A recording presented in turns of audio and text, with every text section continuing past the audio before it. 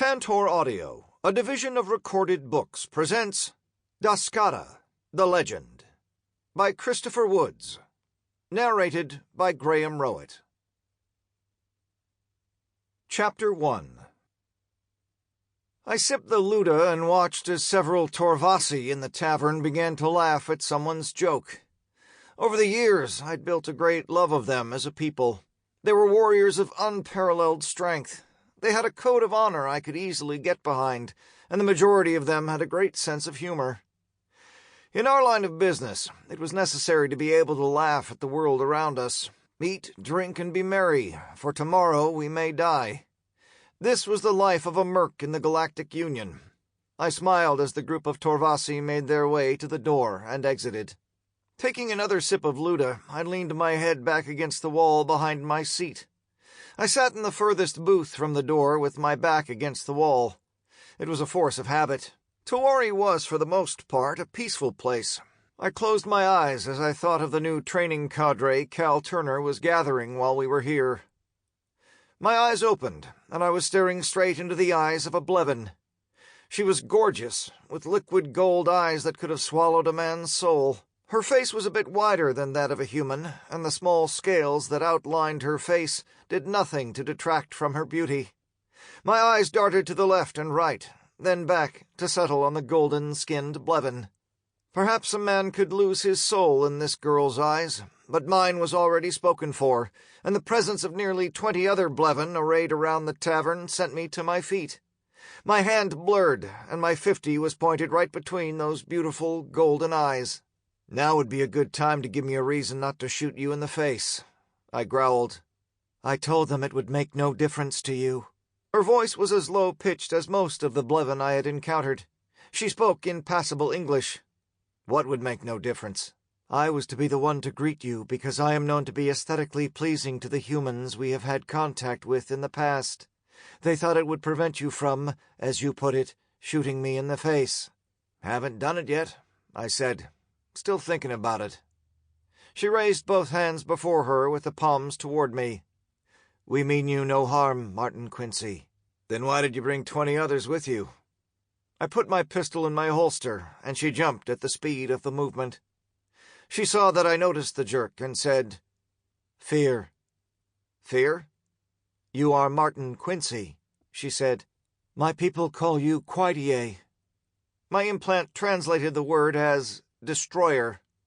"I don't know about all that," I said. "Some of them call you Faroon, the butcher."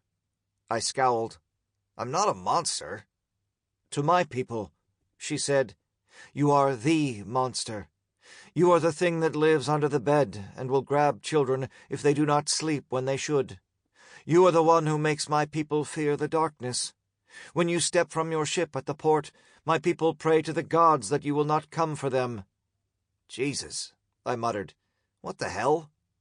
"We have all seen what the monster can do," she said. 6 years ago, everyone saw." "I wasn't alone," I said. "I have studied your people, Martin Quincy," she said. "I have learned much about humans. Facial expressions are complex, but many of them are the same as those of my people. When I overcame the terror of what I saw in you, I watched the others who were with you. They were as shocked as the followers of the Tari." I motioned toward the booth I had vacated. "As long as we're going to be talking, we may as well have something to drink. Remain peaceful, and I will too." "You promise I will come to no harm?" she asked. "I am told you honor your word if it is given." "You won't come to any harm at my hand as long as you stay peaceful." She motioned toward the others. "Leave us. He has given his word I will be safe." I could see several hesitate as the others exited the tavern. I motioned toward a booth a few spaces from the one I would be seated at. "Leave us," she said with a shake of her head. "I will return home." "Brothers?" I asked. "Husbands," she answered. Slowly, the 3 Blevin males left the tavern. "They are very upset," she said. "They have other wives, but they know I am chosen. They need to accept it." "All right," I said as I sat down in the same seat I was in when the Blevin showed up. "Now my curiosity is almost outweighing my desire to shoot. I have some questions." She slid into the booth across from me. "I will answer them as best I can." "What are the Tari?" "The Tari were the most holy of the holy men. They led our people for centuries. The members of the Tari were killed on the night of the Quaidier. For generations the Tari told us what to believe. They told us what the gods wanted from the people. They lied. My people were consumed by fear and hate after that night, but we were to find it was the greatest thing ever to happen to our race. Without the Tari, we were forced to look inside the holy books ourselves. We found that all the Tari had done for ages was make up scripture for what they wanted. The second year after the night of the Quaidier, every Blevin was required to read the Hasmued." "Hasmued?" "Our holiest of books," she said. "It was the writing of Hastepu, the first of our holy men. He wrote the words of the gods into the Hasmued. None of the rhetoric taught by the Tari was from the holy book. We have been lied to for thousands of years, Martin Quincy." The third year, some of the previous believers tried to recreate the Tari, but they found we refused to follow. They tried to force us with the use of their followers. We removed them, and will never serve the Tari again. "And that brings you here?" "In part," she said. "My people must come back from what we have become while following the Tari. I am part of that." "What part?" "My role is to serve you," she said. "I have studied you and your people for 2 years, Martin Quincy. I have studied you so I may help mend the rift between my people and yours. There are 4 of the chosen, 1 for each race we have harmed as we followed the Tari. Gozel is the chosen who will go to the Ziwi. Ziardelia will go to the Torvasi. Delacori is to go to the Sirakan, and I am Rasaloria. I am to be yours, Martin Quincy." "What?" I stuttered. "Now wait a damn minute." Chapter 2. "What are you doing, boss? Starting a collection?" Kal asked as we watched Cortana exit the palace with Rasaloria and another Blevin female following close behind her. "What?" "Do you even bother to check into anything?" he asked. "If it wasn't for me, you'd have blown yourself up years ago trying to play with the fancy Play-Doh they gave us in training. I swear, you're worse than a cadet." "What? What did I do?" "The Blevin," he said. "If you had bothered to check, you'd know she's the first daughter to the highest-ranking Blevin in the Tarvista clan. There are 4 major clans." "Shit," I muttered. "That's right, another princess. How does shit like this even happen?" "Play legendary games, win legendary prizes," he said. "Bite me. You know what else? I don't even want to know. That other one, there, is the daughter of the highest-ranking member of the Falinari clan." I groaned. "And Corfindralis placed her with his oldest daughter." "Jesus, just shut up." "I'm just saying," he said. "And you don't have to call me Jesus when we're alone." "Seriously, I should have you strangled in your sleep," I muttered. "What was that? Herpes?" I just shook my head and walked toward the ship. "Did you see the new recruits?" "I did," I answered. "Not sure I'm happy with it yet." "Can't say I'm completely satisfied either," he said. "You knew what was going to happen when you turned the whole thing over to Tana. She's got just as big of an axe to grind with them as I do." "Not really," he said. "She didn't lose anyone in that mess. We did." "It's true," I returned, "but that made her much better suited to make the decision." "I can see the logic, boss, but I have a hard time thinking of them guarding my back." "As do I said, watching the 2 Blevin princesses following Tana. With the acceptance of the olive branch from the Blevin, we had done more than we had planned. After we turned the whole thing over to Tana, she had accepted the applications of a number of Blevin to join Quintana. I couldn't help but hate them after what they had done to my friends, and I don't think I could have made that decision. I could still see that bastard killing my friend, Cinder Riley. "That bit about their holy men leading them astray?" he asked. "What do you think about that?" "Seen religion do some pretty horrible shit back home," I said. "Look at our history and tell me it couldn't have happened the way she said it did." "I know," he grimaced. "That's the hard part. I have trouble seeing them as the victim after what happened. All I see is that bastard you split from chest to groin in the prison. I saw him laugh as they killed Fonzie." He was laughing. Me too, brother. I see that bastard in my sleep. Gonna take some time to get past that, he said.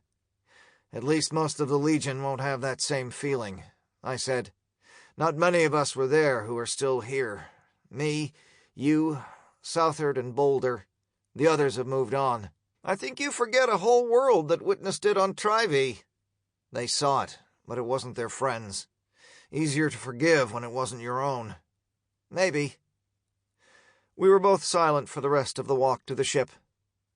Starting up the ramp, he said, I guess we don't have a choice now, though. We'll learn if we can trust them or not. True, I said. I guess we could put them all under Braylock. At least we'd have all of the ones who want to kill me in the same place. That's another thing, he said. You offered the Zool who's sworn to kill you another contract? He was telling stories yesterday of how he was going to do it. Pretty graphically detailed stories. I think I'm growing on him. Like a tumor. A lovable tumor. I grinned. One of these days, Chlamydia, you're going to run out of luck. I've been on borrowed time since that first drop.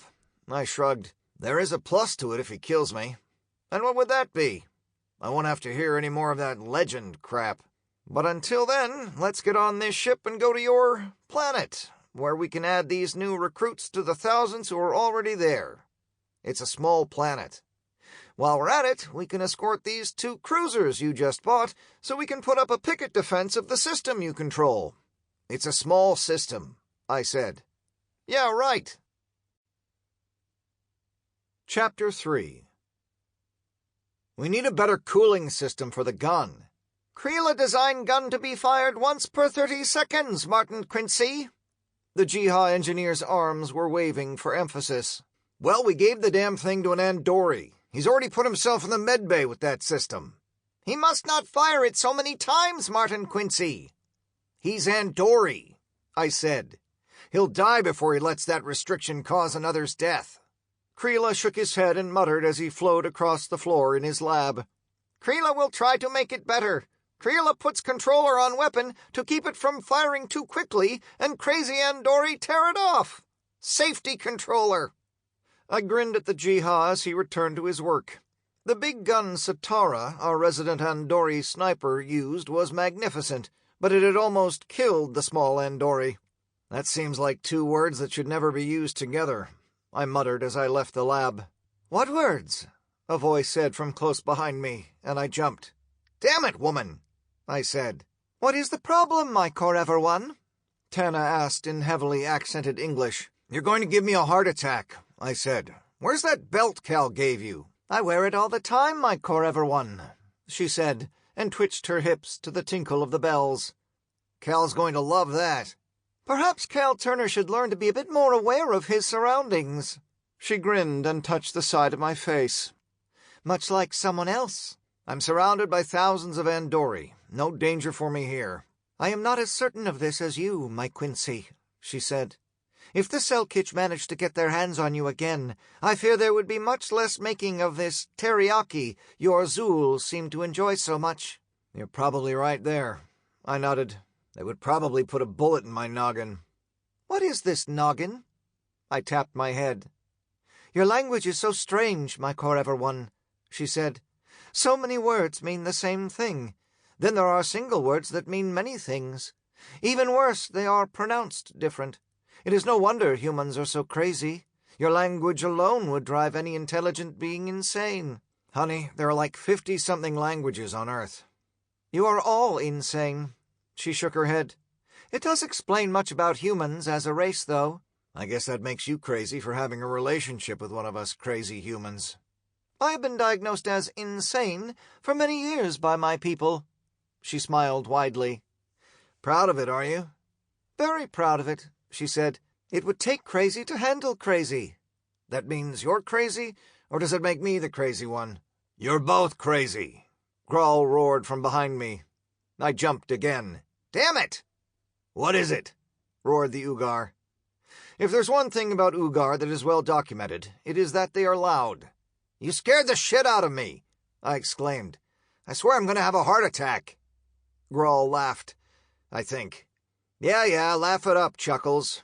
What is this, Chuckles? The translator does not make any sense of your language at times. That is what I have been saying. Many words mean one thing, and then one word means many. Humans are insane. We already knew that, Tana, Grawl said. Look at the two brothers named Cannon. They're obvious examples of insanity, not to mention Torcanto, the greatest example of insanity their race has produced. Shit, I muttered as I heard that moniker once more. I think they got too much joy from calling me that. And this word, shit. Tana held her hands out in a familiar way. Humans and Sirik Khan both use the gesture for an expression of questioning. What is your obsession with feces? I opened my mouth to answer, and she placed a finger on my lips. Never mind, my core Everone. I do not have the time it would take for you to explain yet another crazy human trait. I had come to tell you I will be going to the Marikau to oversee the training of our new cadets. I wish to see you before leaving for the week. I will return by the end of the week. Suddenly she was very close. I will miss you greatly, my core Everone. I was lost for a moment in her brilliant green eyes. I'll miss you too, my Thundercat. She chuckled and kissed me. It was a kiss like humans use, instead of the Sirik Khan kind, in which they typically licked another's face. I like this human interaction, kissing, she said as she pulled back. It is very nice. I'm pretty partial to it too.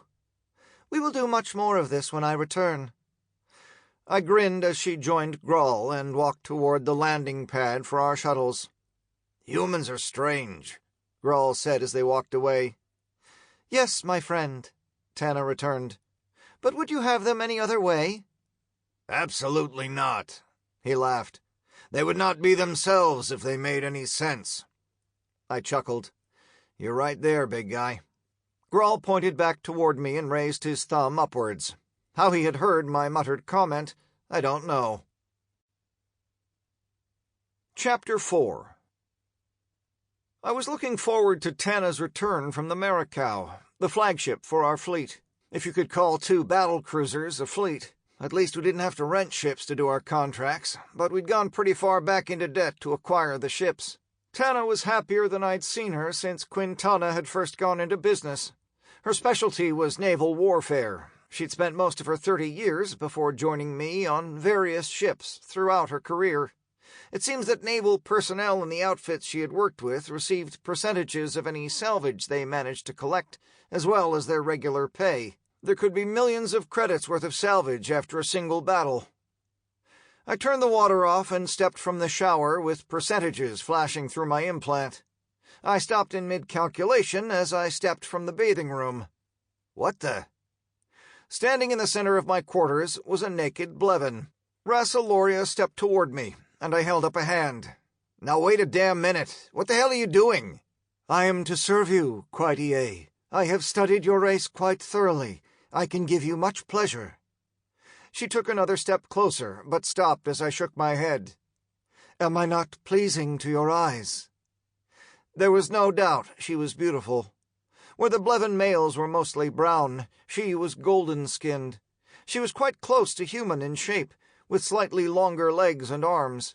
Her body was curved in the right places to be quite attractive, but her face was the most striking feature. Huge golden eyes with wider cheekbones than a human's. It was fitting for her race, since all of the Blevins had wide cheekbones. The females had much fuller lips than the males, and it enhanced their attractiveness. Everything about the girl was beautiful. You are beautiful, I said, but this isn't happening. But all of the contracts have been signed, she said. I am to give myself to the Quaitie. It is my duty. What? The door opened to my quarters, and I was staring into green eyes that narrowed dangerously. What in the third ring of Karen is going on here? This is not what it looks like. And just what does this look like? Kal, who had followed Tana up the hall, was suddenly looking past the Sirik Khan into the room. Oh, hell no, he said. I want no part of this conversation. He turned and strode back the way he'd come. This may look bad, but I'm not doing what it looks like. Rassaloria dropped to her knees and held her head in her hands, golden red hair cascading across her face. I have failed my people. She was close to tears. I don't understand what's happening here. I said as much to Tana as the Blevin. I reached toward the shelf where my leisure tunic and pants rested, still folded. Holding a finger up, I said, "I'm going in here and getting dressed. Then we can discuss what the hell just happened." "Yes, we will," growled Tana. Rassaloria began to sob. "Jesus H. Christ," I muttered as I pulled my pants on. "What's next?" When I stepped back into the room, I found Tana holding the sobbing Blevin against her chest. She looked toward me with narrow eyes and raised a finger to point at me. "You will leave us. Go." "What? What did I do?" "Leave us." I sighed and pulled the gun belt with my .50 caliber from the other shelf. Strapping the gun to my side, I sighed and exited the room. Groll was in the hallway. He chuckled as I walked past him. "Torcanto," he said, and chuckled some more. "Bite me," I said as my translator said, "Legend." "It is good you left armed," the Ugar said, and pointed back toward the room. "You may need it." I sighed and continued down the hall toward the gym, as Groll's laughter followed. As I walked into the gym, Kal saw me and raised his hands. "Nope." He turned and walked out of the gym. "Shit," I muttered, and went to the punching bag to take out some frustration. Just what did the Blevin want from me? I punched the bag. I agreed to let them into our company. I punched the bag. I agreed to try to make peace with them. I kept punching the bag. I was still punching the bag when Tana found me almost an hour later. "Come," she said. "Walk with me, my core ever one." I was pretty sure I needed another shower, but was afraid to go take one. "You know I didn't do anything, don't you?" "Yes," she smiled at me. "I know you did not." I walked beside her out of the gym. "I have spent the last hour with a distraught woman who thinks she has failed her whole race," she said. "But I have learned more about the Blevin than I had ever thought I would wish to." "And you're about to impart that knowledge to me, aren't you?" "Yes," she nodded. I sighed. "You will need to understand what you have accepted with their sacrifice." "All right." "It all begins when the Blevin are born," she said. "When a child is born, they are Lea Singari bonded with another. They will grow up together as a couple. They are considered the first bond in the beginning of a new family." "That word doesn't translate." "The closest thing I can find in your language is marriage." "I don't think I like where this is going." "I'm sure you will not like where this is going," she said. "Young Rassaloria was Lea Singari bonded when she was born. In her 24 years she was bonded to 5 males and 8 females. When a pair are bonded into another family, the highest-ranking pair in their hierarchy becomes the primary couple. With her ranking as daughter of the head of Clan Tarvista, she would always retain title as the primary couple with her original bonded mate." "That sounds very complicated." "It is very complicated. When the bond is made, they do what couples do. The first bond is different than any of the others, though. They are too young for sex, and their bonding is much stronger because they are only bonded as two until they come of age. They do tend to be the first when it comes to sex, but it is not always this way." "Now you're getting into areas I really don't want to know about." "Yet you will have to listen," she said.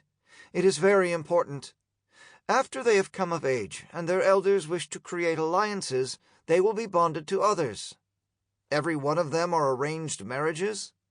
"It is all they know." "Shit," I muttered. "Agreed," she nodded. "Then there is the sacrifice." "I have a feeling I need to get some contracts," I said. "I may need to kill something." "Understandable. When she was chosen to be the sacrifice, all bonds were nullified. Her mates lose no standing in the hierarchy because of their sacrifice. They lose their mate, and she is Lea Singari bonded to someone else. It is something that has not been done in over 1,000 years, and never with an alien race." We were approaching her quarters. No, I said, shaking my head. "That's not going to work." She laughed. "You are married to a Blevin." The door opened to her quarters, and I ran into her back as she stopped right inside the door. Looking around her, I started chuckling. She turned to me and placed a finger to my lips before I could say anything. "There are times, my core ever one, when nothing should be spoken.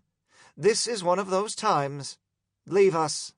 I nodded and backed out of the room, leaving her with Della Cori of Clan Falineri standing in the middle of her living quarters, wearing nothing but a smile. Chapter 5. Not everyone can be married to a blev. The drop from Hyper interrupted Kal before I could. "You should just shut your pie hole before I throw you out an airlock." "Play legendary games," he said with a grin. "Don't even think it. Win legendary prizes." "That's it." I started to my feet, but stopped halfway as a huge hand landed on my shoulder. "You cannot throw the little Desoja out of an airlock, Gorstol." I turned to find the large crocodile-like Andori just behind me. "How the hell did you sneak up on me, Gabus?" "I am stealthy," he said with a disturbing amount of teeth showing. "Jesus, Gabus," Kal said. "Yes, Desoja." The Andori word was the name of a small creature that was their equivalent of a chihuahua. "Never mind." Kal shook his head. "There are a great many words one could use to describe you, Gabus. Stealthy isn't one of them. Yet I have managed to approach the mighty Gorstol while he was unaware."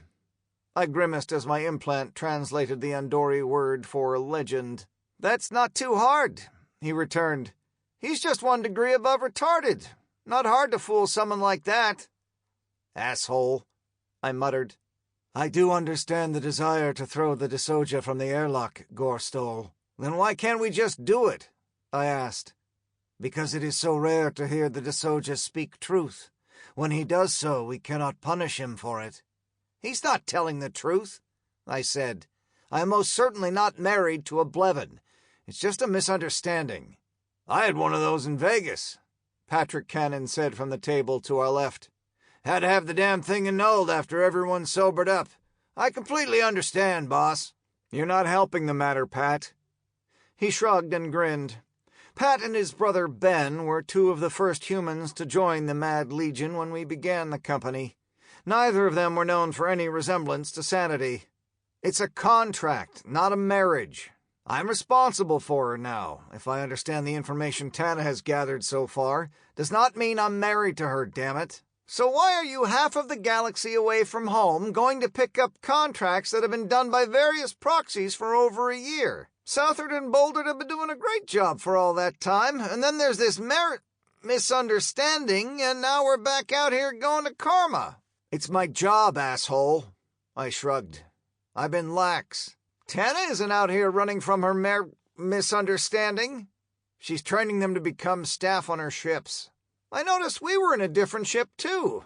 It would have been some excellent training for novice pilots to make a run to Karma." "All right, asshole, I'm running." "I never thought I would see the day that Gorstol would run from anything." Gabus laughed. "If they were armed, I could just shoot them," I said. "How does this shit even happen?" "Just wait till Kalachik gets back from Torva," Kal said. "His folks fixed him right up with one of those contracts, too. His misunderstanding is with Ziardelia of the Govasi clan." "What?" "Yeah," he nodded. "They sent the contract to the highest-ranking Torvasi on the planet, who happens to be Kalachek's mother. She and her husband fixed their youngest son right up with a new Blevin wife misunderstanding." Pat Cannon snorted. "That's going to be fun to explain. I hope he doesn't get mad. If he was green, I'd call him the Hulk." "No doubt there," I said with a chuckle, remembering the big Torvasi who had fought beside me in the hangar on Tawari. "I guess the one they sent to the Ziwi is now married to one of them?" "Nope, just misunderstood," Kal answered. "Zataratic." "What?" "They sent Gozel of the Radic clan to Hadislas. He felt his son would be the best person to misunderstand her." "I didn't even know Zat was Hadislas's son." Zataratic was, perhaps, the only Ziwi I had ever heard of that could do violence. "How do you know all this, anyway?" "I know stuff," he shrugged. "That's why I get paid the big bucks. Plus, if I didn't keep an eye on you, you'd try to play with the gray Play-Doh in the armory or something." "That stuff is so much better than the colored Play-Doh," I said. "Did you know that if you send an electric pulse into it, it blows up? It's so much funner than the other stuff." Pat snorted again. "Probably blow off your other hand with it," he muttered. "What?" I asked. "Nothing, boss." And that's why the... Sample complete. Ready to continue?